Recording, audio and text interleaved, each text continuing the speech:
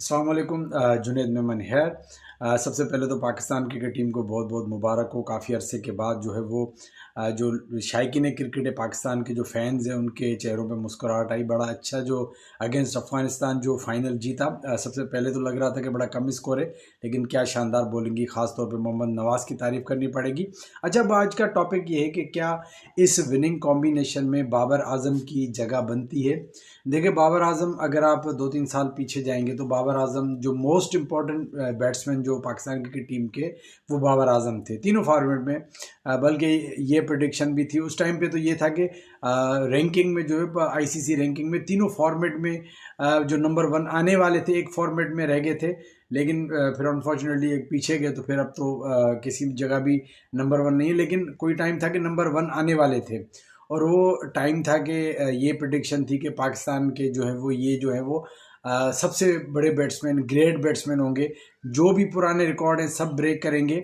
लेकिन अनफॉर्चुनेटली फिर हुआ ये कि बाबर आजम एकदम से जो है वो फ्लॉप होना स्टार्ट हुए, उनके अगेंस्ट बातें करना लोगों ने स्टार्ट की।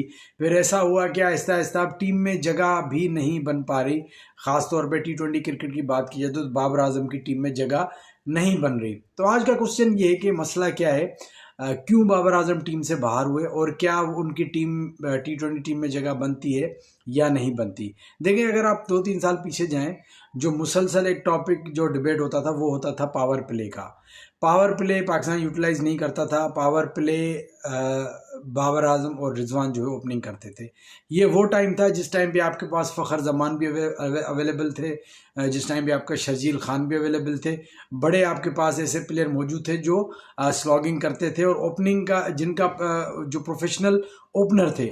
लेकिन उस टाइम पे किसी की बात को भी अहमियत नहीं दी गई। काफ़ी लोगों ने कहा कि यार ओपनिंग का मसला है। अब बाबर आजम जहाँ तक मिडल ऑर्डर में आते थे तो आके अपने रन्स करते थे। लेकिन जब से ओपनिंग आए, रन्स तो करते थे लेकिन स्ट्राइक रेट इतना स्लो होता था। पाकिस्तान अगर 200 चेस करने जा रहा है तो पाकिस्तान कर नहीं पाता था। पहले बैटिंग करता था, इतना बड़ा टारगेट नहीं बना पाता था। एक तो खुद ओपनिंग आते थे, फिर अपने साथ रिजवान को भी लगा दिया, तो बिल्कुल ही एक चांस खत्म हो गया कोई आके जो हिटिंग करे या पावर प्ले कैच करे। तो ये चीज़ नज़र आ रही थी जो नुकसान पाकिस्तान टीम को पहुंचा रही थी। सब लोग कह रहे थे कि बाबर आजम को कब जो है ओपनिंग नहीं करनी चाहिए, बल्कि रिजवान को भी नहीं करनी चाहिए, जो आपके पास स्लॉगिंग ओपनर है। खास तौर पे उस टाइम पे फ़खर जमान और शर्जील खान की बात होती थी। अब सवाल ये कि क्या अब बाबर आजम की टीम में जगह बनती है। देखिए, बाबर आजम वो प्लेयर है, मैं पर्सनली मतलब चाहता हूं कि वो तीनों फॉर्मेट में पाकिस्तान की नुमाइंदगी करे। T20 टीम में भी उनकी जगह बनती है। देखें, अगर आप थोड़ा इसको इस सिनेरियो में लेके जाए, जैसे कल का मैच हुआ है, जैसे कल अफगानिस्तान के अगेंस्ट पाकिस्तान की विकेटें धड़ाधड़ गिर रही थी। आप देखें, आप ओपनर आपके जाता है साहिबजादा फरहान साइम अयूब, वो भी कोशिश करते हैं कि तेज़ खेलें। फिर वन डाउन पे भी आपका फ़खर जमान आता है, वो भी चाहता है कि मैं तेज़ खेलूं। तो आपके पास स्लॉगिंग के ऑप्शन ज़्यादा हैं। फिर जो भी बैट्समैन आ रहे हैं, हसन नवाज आ रहा है, या आपके पास जो आगा सलमान आ रहे हैं, जो भी प्लेयर आ रहा है वो चाह रहा है कि यह अपना विकेट कीपर हारिस से सब हिटिंग कर रहे हैं। मैं समझता हूँ कि इन तमाम बैट्समैनों के बीच में एक बैट्समैन आपके पास ऐसा होना चाहिए जो रिलायबल हो।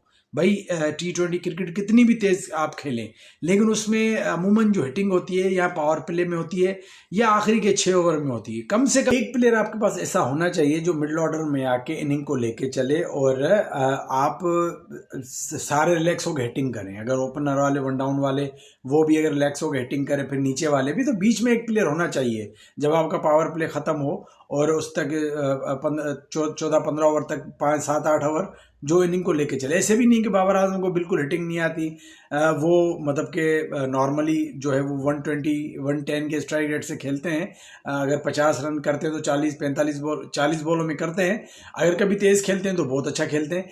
लेकिन बाबर आजम क्यों ज़रूरी है, वो इसलिए ज़रूरी है कि आपके पास एक मिडल ऑर्डर में सा रिलायबल प्लेयर होना चाहिए जो इनिंग को लेके चले, और मेरे ख्याल में बाबर आजम से बेहतर प्लेयर कोई भी नहीं है। सारा मसला कहाँ पे हुआ? मसला हुआ बाबर आजम की ओपनिंग करने पे। बाबर आजम भी बज़िद थे, मैनेजमेंट भी बज़िद थी कि उसको ओपनर किया जाए। हालांकि उनका ओपनिंग में T20 में जगह नहीं बनती थी, उनकी जगह बनती थी मिडल ऑर्डर में। ओपनर आप स्लॉगिंग के लिए भेजते जो आपके पास उस टाइम पे अवेलेबल थे और अब जो अवेलेबल हैं। लेकिन मिडिल ऑर्डर में आपके पास अभी भी गुंजाइश है कि आपके पास एक ऐसा बैट्समैन होना चाहिए जो इनिंग को लेके चले, और जो रिलायबल हो, और बाबर आजम के सिवाय मेरे ख्याल में ऐसा कोई भी प्लेयर नहीं। और ये आपका स्टार प्लेयर है, इसके स्टेट्स देखें, इसके रिकॉर्ड देखें, तो इसको एकदम से इस तरह साइडलाइन करना सही नहीं है। असल में मसला तब हुआ जब मैनेजमेंट ने गलत फैसला करके इनको ओपनर किया। ये एक बहुत गलत फैसला था जिसका नुकसान पाकिस्तान टीम को भी हुआ और जिसका नुकसान बाबर आजम को खुद भी हुआ। और मैं समझता हूं कि अब ये जो विनिंग कॉम्बिनेशन है, ये जो टीम है जिसमें बॉलिंग भी अच्छी हो रही है, सारे बैट्समैन भी तेज खेलने वाले हैं, तो इस पूरी टीम में जो कमजोरी नजर आ रही है वो एक ही नजर आ रही है कि पाकिस्तान के पास मिडिल ऑर्डर में एक ऐसा प्लेयर होना चाहिए जो, क्योंकि अगर साइम अयूब, साहिबजादा, फरहान फखर तीनों अगर हिटिंग पे जाते हैं तो एक प्लेयर आपका ऐसा होना चाहिए जो इनिंग को थोड़ा लेके चले, फिर आपके बैट्समैन जो भी हैं वो आगे स्लॉगिंग करें, तो आपकी एक टीम बैलेंस हो जाएगी। तो बाबर आजम को की टीम T20 में डेफिनेटली बनती है, जगह उनकी बनती है, सिर्फ उनको सही नंबर पे खिलाया जाए और उनको सही यूटिलाइज किया जाए। तो मैं उम्मीद करता हूं कि इस विनिंग कॉम्बिनेशन में बाबर आजम की वापसी होगी और बाबर आजम के आने के साथ ये टीम और मजबूत हो जाएगी और स्ट्रांग हो जाएगी। और मैं बेस्ट विशेस में for Pakistan for upcoming Asia cup. उम्मीद करते हैं कि पाकिस्तान ऐसी परफॉर्म करेगा और वहाँ भी इंशाल्लाह जीतेगा। चलें जी, रिव्यू ज़रूर दीजिएगा, अपना बहुत ख्याल रखिएगा। अल्लाह हाफिज़।